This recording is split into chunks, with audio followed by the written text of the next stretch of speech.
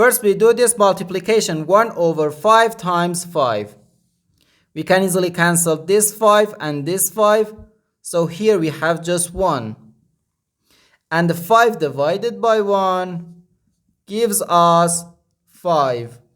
But this answer is not correct, because according to the order of operations, multiplication and division have equal priority and we have to work from left to right.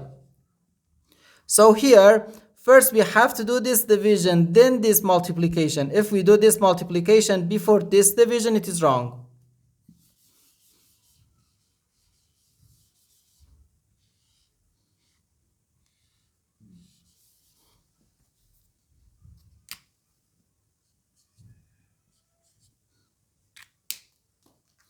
So first this division, 5 divided by 1 over 5. According to the KCF rule, K stands for keep, C stands for change, and F stands for flip. We can write keep the first fraction, change division to multiplication, and flip the second fraction. And here we have times 5. So 5 times 5 times 5.